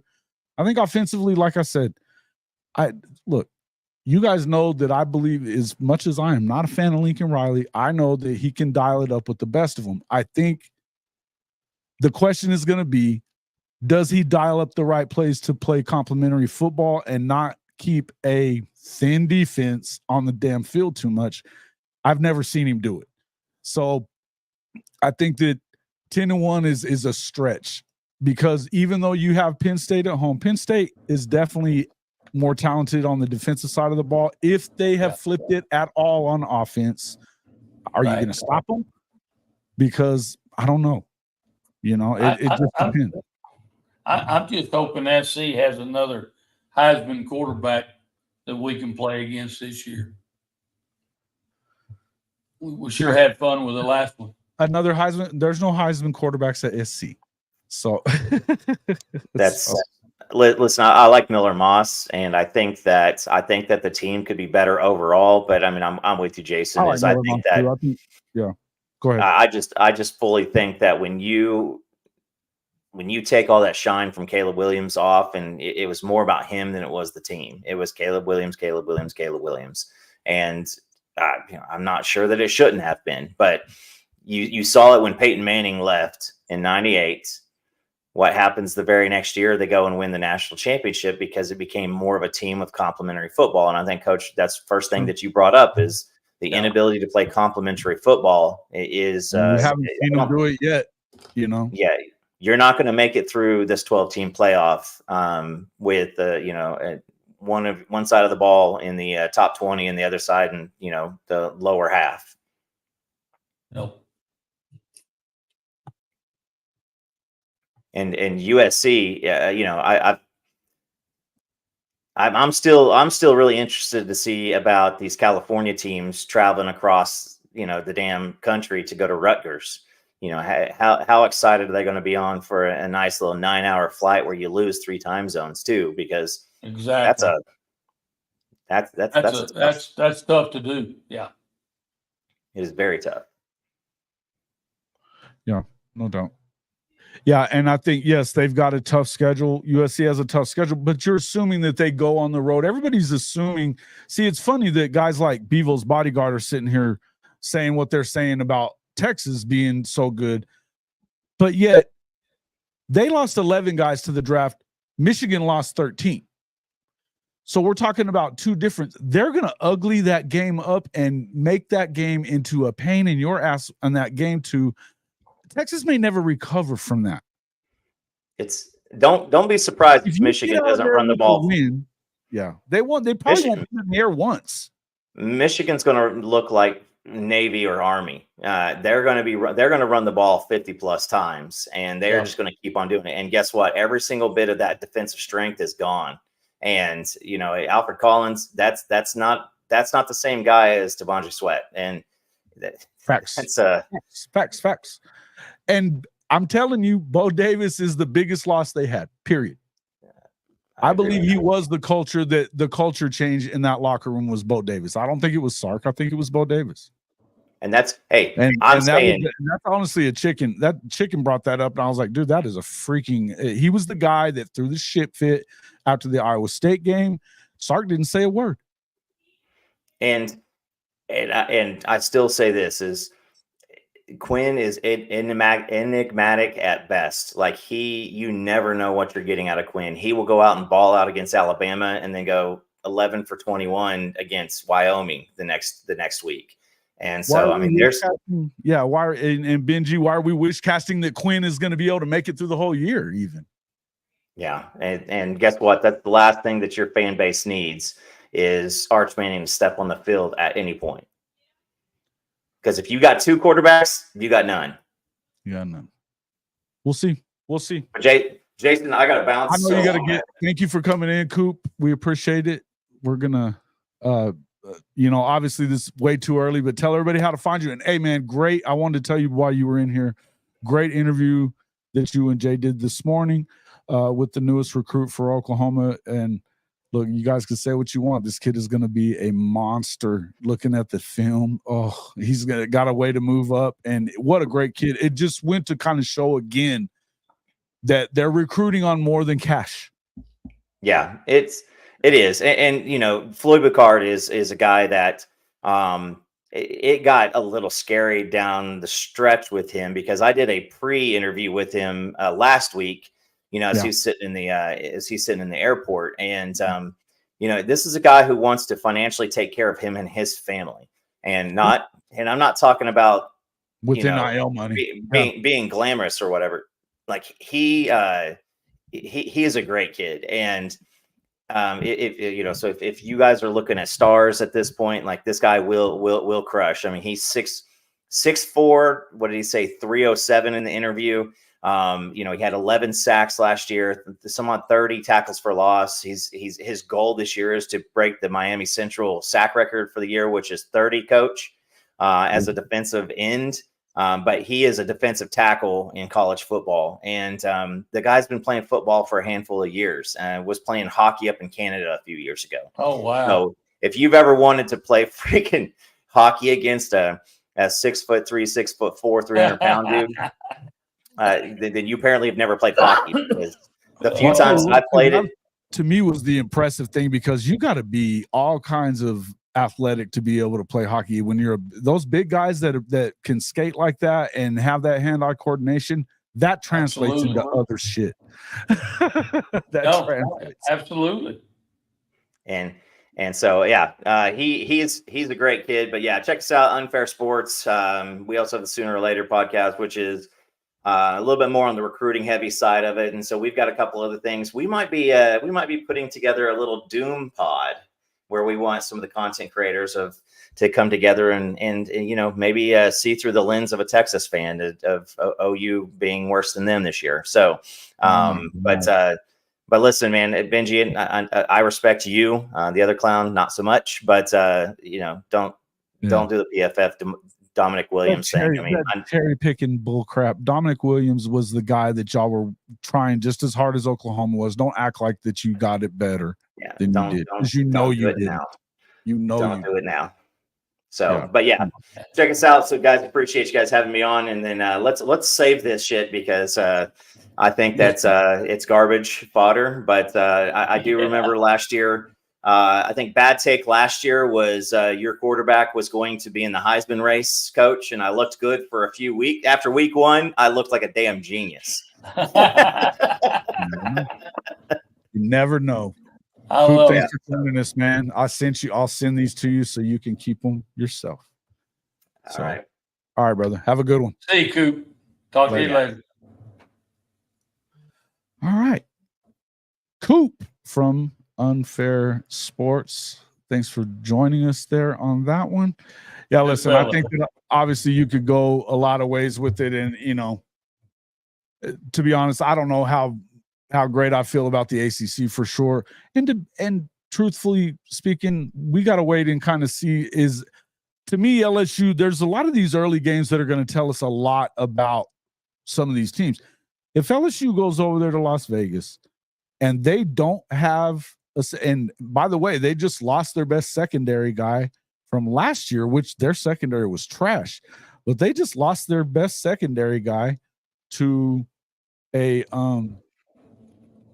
filming your girlfriend while you're having sex without her permission. So he's in trouble. He may not be back with the team. I think that, and they didn't do very well on the defensive line either. So to me, I think it's one of those deals where you're in a situation where LSU could be a year away as well. I think that Bo Davis helps their defensive line, but they're young there. They didn't do anything in the portal really, because of course, you know, Brian Kelly said they don't buy players at LSU, which is still, you know, that's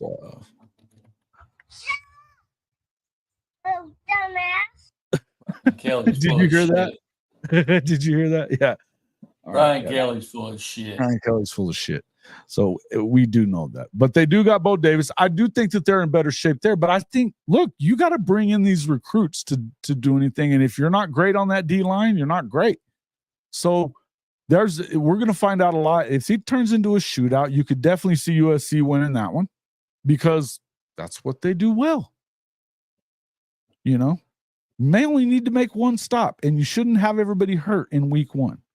So SC's got opportunity there, but I think you find out a lot about LSU right away. You know what I mean? I don't know that I would pick SC, but I would say you find out a lot right away about both of those teams. Well, I you know, as much as I hate to say it, Kelly's a good football coach. He is, and he hired good defensive coaches too. He got the guys from Missouri that, you know, everybody was, you know, they're really pissed at him now. You could tell that Drink was not happy, man, about talking about that. Oh, That absolutely. I mean, hell, to me, that was their success, was having that defense coordinator that they had. That was their success. What's up there, Timothy? Welcome into the show, sir. Timothy Green. Timothy Green. BK, really, he is a good coach. Listen, I've said that a bunch. I think that with the talent that he gets there without really having to try very hard for it. But I think that their issue is on the defensive side, and that's not a good thing to do when you're at LSU, because you can find guys everywhere in Louisiana that are just kind of different, right? Yeah. But I don't know what's going to happen. I don't know what's going to happen. He said, I reckon they liking my accent, huh? I don't think they are. Jimmy Lee's always got some good ones. I tell you what, he better win there a lot more, because they'll get rid of his ass quick. Yeah, I mean, yeah. And Nelio says Mizzou could have paid those assistants to stay, chose not to.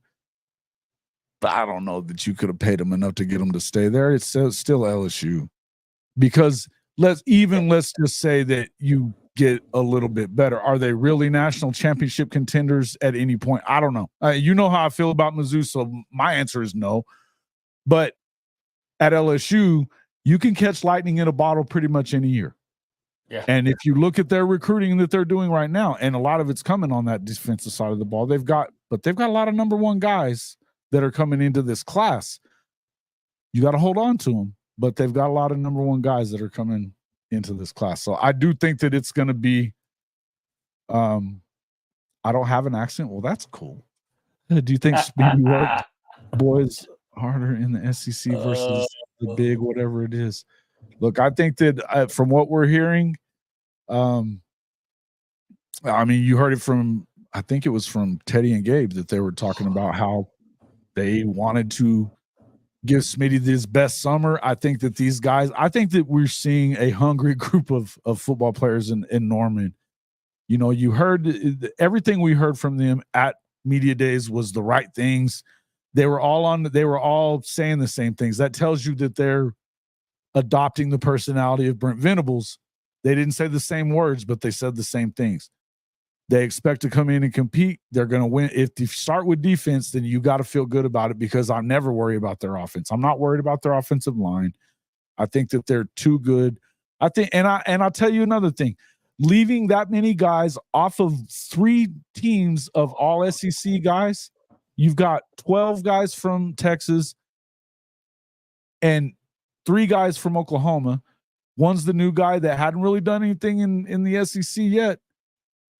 Nick Six doesn't get in. There's none of the defensive backs aside from Billy Bowman. There's a lot of spaces that they could have found in the second or third team, even, and it would have been fine.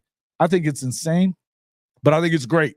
Picking them at 8th, they get to play 6 of the 7 teams that are ranked in front of them going into the season. So, I mean, look, coach, if you're Brent Venables, or this is your team and you were picked number 8 in your conference, and you played 6 of the 7 teams picked in front of you, that's a good situation for you, right? God, I love it. I love it. Give it to me. You know, and you've always heard me say, Jason, if you're gonna be the best, you got to play the best. And you know, line them up. Let's get after it. You're picked ahead of us. Great. Let's prove that you're really not. Here comes the next one. Same thing. You know, you got a great opportunity. And that's, as a coach, and I know Coach Venables well enough to say he's hungry for those games. And, you know, people can say, well, they gave OU a tougher schedule than Texas, which they did. I mean, there's no doubt. But at the end of the day, OU could benefit a lot more from the tougher schedule than Texas' easy schedule. I think because of what you're just talking about. And I think so too. And I mean, listen, you got to go win the games. But here's the thing. If you don't have any breathing room, You don't ever walk into a game overconfident about anything because you know that, you know what, you've got something to prove against every one of these guys. Yeah. You know, and honestly, against the entire league, because they just don't, there's not a lot of respect coming out of, I don't think that it's coming from the coaches. And I'll even say this for Drink. He said during his media day press conference that he was like, dude, we got a hell of a team that we're going to have to play on November 9th. You know, I hope that that's not what we're thinking. And I forget what the question was, but he was like, no, that's a good football game. And you heard Kirby praising Brent Venables and what he thinks this defense is about to be. You heard it from Nick Saban. You pretty much heard it from everybody, including Sark, that sleep on these guys is not probably the wise thing to do. I don't think they're probably going to, but the thing is that now you drove it home through the media polls and everything else that what you really think of them, and it's not much. You think they're mid. Yeah, they love and it. Again, you know, You gotta love that shit. If you're Brent Venables, I would love it. Sure. Yeah. And he does. He loves it. And you know, and that's what I get so tired of the media bullshit. Sure. That you know, they write their storylines and they feed off of their own bullshit. And there are very few media people out there really seems like they very rare that they study things, do their damn job. Yeah. Exactly. You know, they just want to kind of buy into the bullshit. Clickbait, buddy. Yeah. Look at Matt Moscona. Matt Moscona had the guy from LSU that's been talking all that shit about Alabama, right? Calling their quarterback that they got in there from Duncanville a damn 3-star, and he's a 5-star, won the Elite 11. He had Jackson Arnold went on and did an interview with him, and he was like, you know, what game are you looking forward to the most in the SEC? And he was like, LSU on the road. We're excited about it and whatever, and we're hoping this is not game. You better be careful what you wish for. He's like, and Jackson, you know, he was like, we could quiet him. You know, he wasn't talking shit. He was just saying, we're excited about the damn game. But God, like it was so bad for him to say. What do you want him to say, Matt? What do you want him to say? We're going to go in there and get drug? It just, you know, shit. Anyway, but it's constant. It's you heard him say on Tuesday how much Oklahoma won the day with you heard they were excited and they weren't disrespectful, but they weren't bowing down to anybody. But by Friday, we knew the truth about what they felt about them. And when it comes to the media and stuff, and that includes Feinbaum and everybody else everybody was so high on what SEC Mike has been saying about Oklahoma since he went to Norman for the July 1st deal for the, SEC first day in the SEC. It's funny. It's just bullshit. But it is what it is. And there's not a better situation for Oklahoma than to be discounted like this when you are as talented as you are, particularly on the defense. If you could go out there and play defense and be one of the top 2 or 3 defenses in that league, then that means you're going to win a lot of those games against those other 6 teams that are ranked ahead of you. Yep. So, well, I know as a coach, I'd rather be at the bottom and work my way up than be at the top and work my way down. Hey, little ones bunch up and big ones line up. Let's go. Line them up. Let's rock. I love it. Attaboy, Jason. Yeah, and they do want them to yield to the old guard, and that's what it is. And I think it's this idea that, man, we cannot let them think that they're very good. And I understand that. But there's a line that you shouldn't cross with any program that. It's a fine line, really fine line of, look, man, there's pride that is be like telling Alabama that, you're going to be kind of shitty in this conference. Maybe not the same as Alabama, but seriously, before Saban got there, about the same. Yep. So it is what it is. Guys, we appreciate everybody coming in. What else do you like? No, I dislike Lincoln Riley there. Fight on Natties. Dislike Lincoln Riley. Yeah. The things that he did on his way out, the way that he coached Oklahoma, the way that he ruined what they had going. Look, he's a great quarterback guy. I would tell you that I don't believe in what he's doing. But yeah, it's a Lincoln Riley. I don't like Lincoln Riley. I never had a problem really with, I wasn't a fan of the national championship game where they blew Oklahoma out. But that was also one of the best teams I've ever seen. So it is what it is. Yeah. I mean, they blew a lot of people out that year. So yeah, I mean, I'm not a fan of Lincoln. But when Lincoln had his guys recruiting for USC, we're talking, from what we understand, like as early as the Iowa State game that year, because he knew it was shady. It was just shady the way he did it. He tried to set fire to the program on the way out. Now I'm very glad that he's gone, but that was slimy shit, man. And he's continued to, he keeps, as much as everybody wants to say Oklahoma just keeps Lincoln Riley, they just want to, talk about him all the time. I get it in every time I have a show and there's anything brought up about Lincoln. I get it all in my comments about how we just, why do you always have to talk about, you wouldn't have a channel if it wasn't for Lincoln Riley and talking about him. Whatever, bro. I don't give a fuck what they think. The bottom line is he was shady as shit. And look, everything that we as Oklahoma fans have tried to tell USC fans has come to be true, whether they like it or not. It's been through your crystal ball. Oh, wait a minute. No, it's just watching reruns, you man. saw that. You saw that shit already. Saw that movie before, man. Hey, and fight on. I'm going to tell you what. I dislike Lincoln Riley, and I dislike USC. Well, I don't know why. You're a Notre Dame fan. You're supposed to hate them both. It's innate. Hey, later, Ryman. Thanks for coming in, my man. Appreciate you.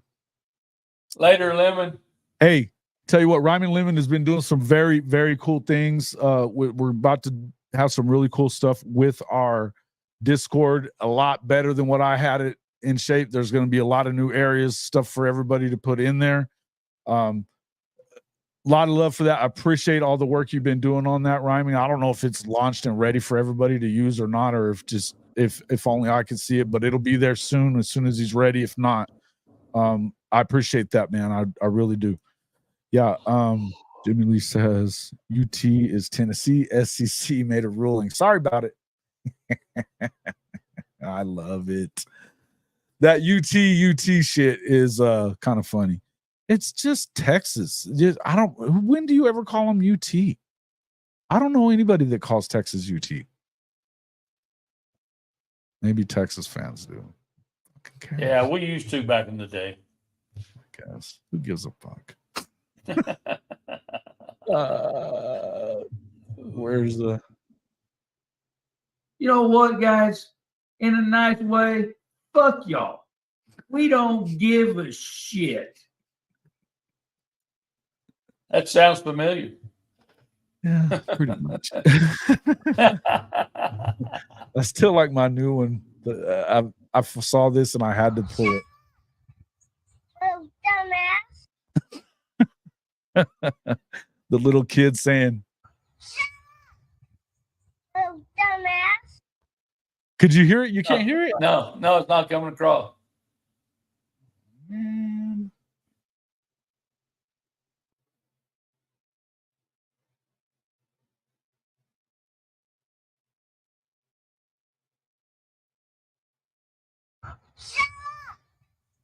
Oh, dumbass. No, still? Did you hear it there? Yes. I heard a little bit of it, yeah. Can you guys hear that? Okay, Eddie hears it.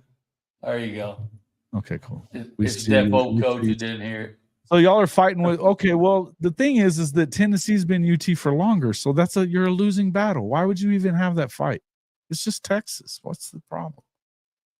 Yeah. Anyway. That's what it is. Right now, many don't know what to think of us. We're in no man's land to them, but it's very transparent to us. They've all been doing the Oklahoma drill throughout the region. Look, man, it's so easy to say, well, you did all this in the Big 12, but you don't say that about Texas. You know what I mean? It's such a weird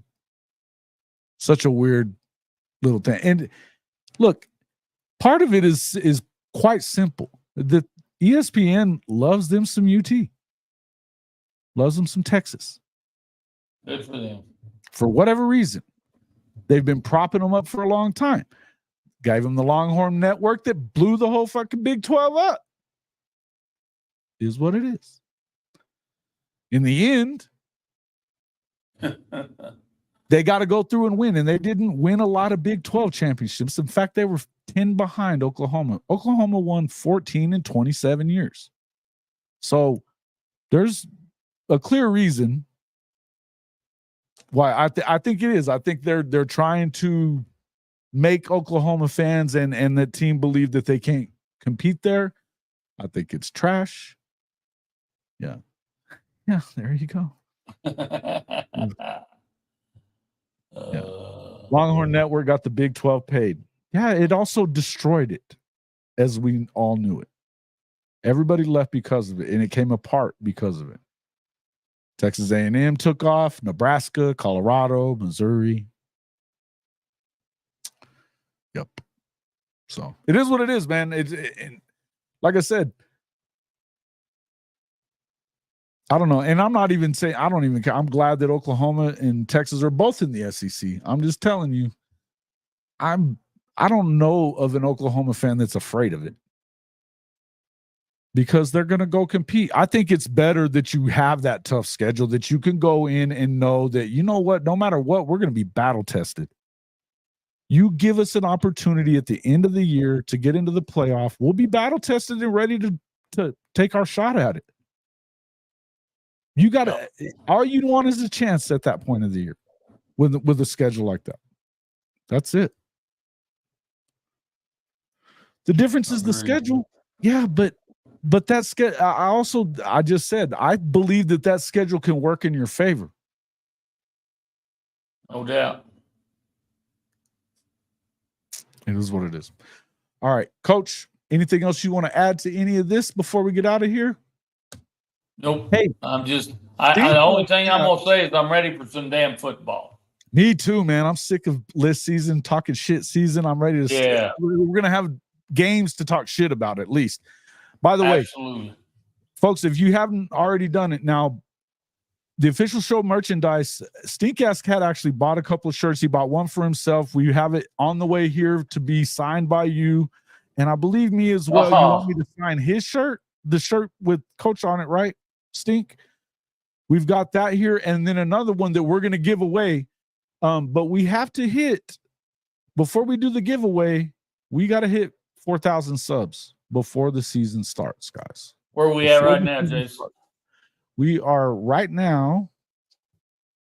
We are. Let me make sure before I say that. It was at like 36 earlier or something like that. Okay. So we're talking about like 370, 36. So 364 away from 4,000.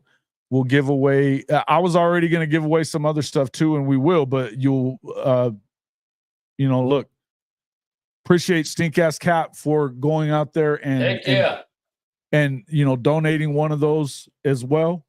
In fact, That's I think awesome. you're really going to end up donating two, Stink Ass Cat, because you bought one for yourself. If you want to send that, I'll send you my address and you can send that and we'll sign it too if you like. Whatever you want to do. But, get us to 4K.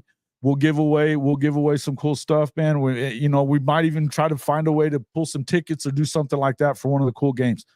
We've got some ideas that are going to be coming sooner than later. This season is almost here, folks. We are now at 38 days away. 39 days. Yep.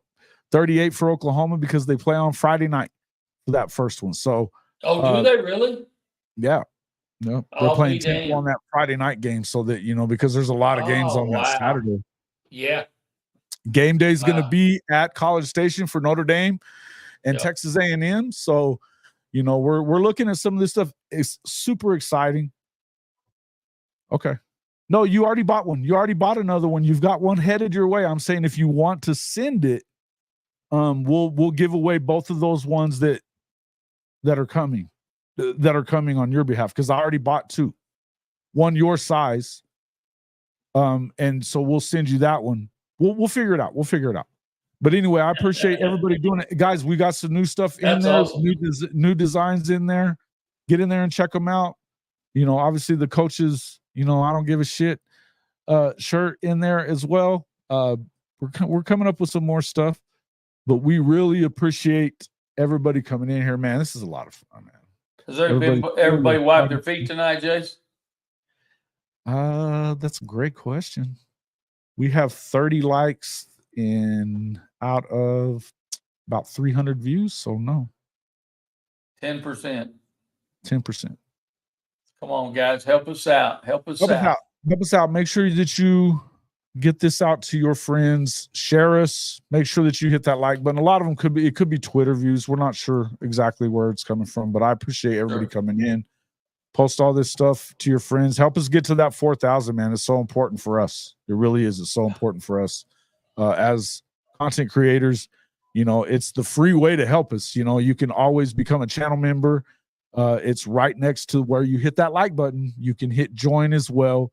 The low is $2.99 a month. Will get you in as a member. That gets you into our Discord, which, as I said, Rhyme and Lemon is in the process of making much better than it was. So get in there and check all that stuff out. I want to give a shout out to Trap House Boomin' as well. Loved your video today there, Big Trap. If you're watching this on the second one or whatever. Yeah, that dude's a clown. I cannot believe he did that stuff. But it's look, we're going to continue to bring you guys amazing content. I'll be back in the morning for Rise and Shine College Football. Might have Jake Merrill in here, Coach I possibly. We'll see who all we get in here, but we'll just talk ball. If none of them are coming, we'll do a call-in show, working on some stuff like that. So, Coach, love you, man. I'm glad you got in here. Glad we got to talk a little bit more about them Irish and what we were expecting out of them this year as well. Any parting shots for you? I'm just going to go back and say I think, and you saw where I had us both ranked, because I think we're so similar in so many ways. The only big thing difference in OU and Notre Dame this year, I believe, is scheduling. And I think we're flip flop. Last year it was the other way, and this year it's flipped over the other way, where y'all have a tough ass schedule and ours isn't very, very tough at all. So, but I'm excited. Hell, I'd really be excited if we get to play each other, but that would be I think everybody on this show would love that, because it'd be a hell of a week. I think it could work itself out that way, I think, too. And I think once you get down towards the end and they start deciding where they're going to have people, you're probably going to end up in I probably do need to change that way that background is there, Richard. But I usually do have it, but I will work on this thing a little bit as we go. Guys, again, we appreciate everybody coming in. We've been going for just under 2 hours, but got to get out of here and get some other work done. I will be putting out another video. I've got that last part of the Adam McClintock stuff for the SEC and kind of breaking down their analytics. But so look out for that one in the morning. And then, of course, I'll be here for Rise and Shine College Football as well. Appreciate everybody coming in. Make sure you hit that like button on the way out, folks. Please, we'd appreciate it. Thanks again for coming out. We'll see you on the next one.